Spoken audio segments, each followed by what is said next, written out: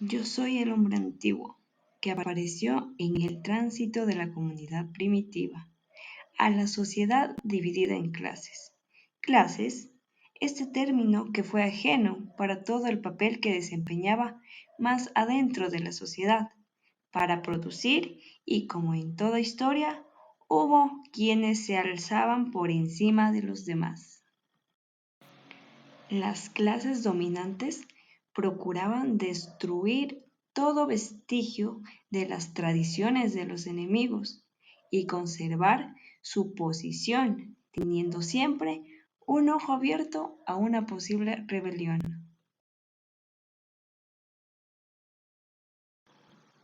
Poco a poco, nuestra civilización griega encontró en la agricultura una enorme posibilidad para comercializar.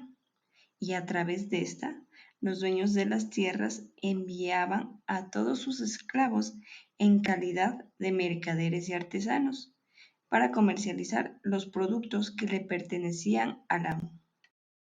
Pasaron los años y nos encontramos en el siglo V. El comercio florecía en todas partes. Surgió la acumulación de monedas, que facilitaba el comercio y la navegación.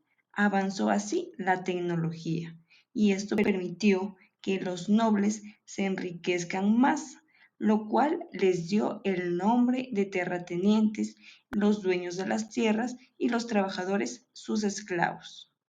Los nobles creaban leyes para proteger su condición, su propio bienestar. En cambio, las personas de clases inferiores tenían suerte de conservar sus tierras solo con la condición de que 5/6 de su trabajo sea entregada a manera de impuestos. Y si no tenían para pagar, pagaban con su descendencia, con sus hijos como esclavos. Y si ya no tenían hijos, ellos mismos eran esclavizados. La fuerza humana lo era todo. Por aquella época, el adquirir esclavos era significado de poder, por lo cual la guerra era la única vía más rentable para consolidar su dominio. Ahora les voy a hablar sobre Esparta. En Esparta, al cambio, nuestro modo de producción al esclavismo, todo cambió dentro de las familias. Las tierras fueron divididas a los 9.000 espartanos, pero todo tiene su precio, y el precio de estas tierras se retribuían a la guerra. Las tierras de nosotros, los espartanos, eran heredados a nuestra descendencia, y si no, pues regresaban al Estado.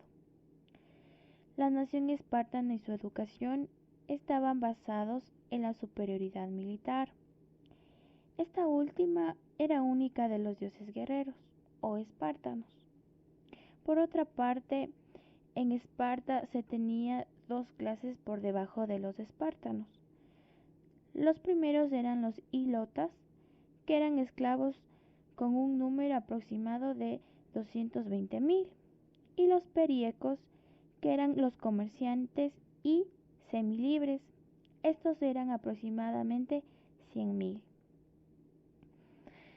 Nuestra educación estaba controlada por los efebos, que formaban parte de la nobleza. Esta educación era cruel y salvaje. A los espartanos se los educaba desde los 7 años en la gimnasia y uso exclusivo de armas hasta los 45 años. Y luego pasaban a formar parte de la reserva del ejército.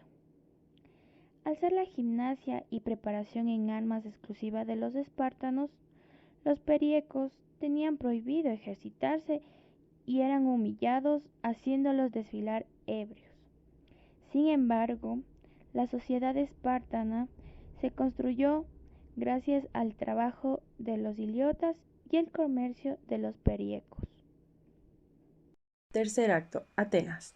Con la expansión del comercio, la agricultura se transformó. Cuando hablo de transformación, me refiero a que Los campos gigantes pertenecían a un propietario, el cual era simplemente un mandamás. Teniendo en cuenta que esto llegó a producirles mucha riqueza, al Estado lo único que le llegó a interesar era la formación física de la nobleza. Entonces, para esta formación estaban los gimnasios donde se impartía una educación militar. También estaban las palestras o lugares de lucha, pero ojo, aquí solo entrenaban los nobles, ya que era el periodo denominado efebería, que era el perfeccionamiento militar, y para culminar su preparación debían dar un examen en armas y en distintos deberes ciudadanos. Esto se debe a que el Estado consideraba que la esencia de un hombre estaba en su capacidad de ser ciudadanos, recordando que para cada ciudadano se contaban 18 esclavos, 8 metecos o comerciantes. En base a esto se le consideraba a una persona como ciudadano, tomando así la incompatibilidad con la vida de un obrero y un artesano. En cierta forma, un ciudadano no trabajaba, ya que hay que tener en cuenta que la virtud en Atenas se veía en los diagogos o si tiene un ocio elegante representado por los dioses. Sin embargo, a partir de este término la teoría se puso frente a la práctica, llegando a surgir la filosofía, arte y literatura, denominada como música. Ahora, yendo al ámbito educativo, esto surge en el año 600 a través de los metecos y los rapsodas, que enseñaban a fijar mediante signos los negocios y los cantos. Ahora, hablando de la lectura y escritura, esto aparece en los nobles, los cuales acudían a la palestra por la mañana y a la música por las tardes, y a la vez sus hijos pasaban alternativamente de las manos del citarista y del paidotriba, que era aquel que ilustraba, pero a la vez los maltrataba. Por ello se puede destacar que la educación en Atenas era particular, en donde el Estado no intervenía hasta que cumplan los 18 años, cuando el joven transformado en efebo pasaba a manos del Estado, pero cabe destacar que dentro de la educación también debía de seguir ciertas normas y leyes. El hecho de que el Estado no intervenga curricularmente no significa que no existan doctrinas, ya que debemos recordar que los maestros forman únicamente futuros gobernantes. Por eso el Estado cerraba gimnasios para los estudiantes de palestros particulares, ya que los pequeños propietarios solo podían costearles la educación hasta los 16 años, y como resultado se concentraban todos los cargos entre las familias nobles. Como se sabe, el Estado cerraba muchas puertas para las personas de clase baja, como los artesanos, que solo poseían ciertos conocimientos elementales como la lectura, la escritura y el cálculo, mientras que un noble cursaba por un proceso educativo diferente. La palestra hasta los 14 años, gimnasia hasta los 16 y efebería hasta los 18, para así llegar a ser ciudadanos a los 20 y llegar a los 50. Entonces, así pueden llegar al final, que es al diagogos. Cuarto acto. Los metecos, a través del comercio, acumularon un exceso de riqueza, y el diágogos pasó a ser un regalo que el dinero otorgaba, imponiendo el interés del individuo sobre el interés común. A partir de esto surge un nuevo hombre junto a un nuevo ideal, el ideal del comerciante e industriales. Aquí aparecen los sofistas, que comenzaron a transmitir conocimiento para la vida a manera de ataque a las clases dominantes, secularizando la conducta y separándola de la religión. Frente a este nuevo ideal, se aspiraban a formar individuos conscientes de su propio valer, capaces de abrirse camino de cualquier manera. Se empezó a perfeccionar las técnicas, los jóvenes buscaban en los sofistas consejos y escollos para sobresalir en la actoría política, ya que al tener soltura, riqueza dialéctica y agilidad mental podían incluso dirigir una asamblea. La escuela pasó a ser más humana. Antes los estudiantes eran acompañados de esclavos o pedagogos y se apilaban en una columna para ir a la escuela, siempre vigilados. Posteriormente irían separados, alegres y libres. Ante estos cambios, el Estado se dio cuenta que era necesario tomar medidas en cuanto a la educación.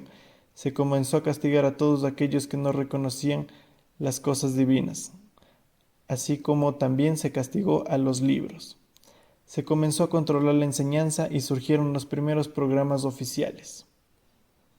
Frente a todo esto, Platón decía que la justicia es una armonía que el individuo debe mantener, haciendo referencia a que cada clase cumpla con su virtud, la sabiduría de los filósofos, la fuerza de los guerreros y la producción de los trabajadores.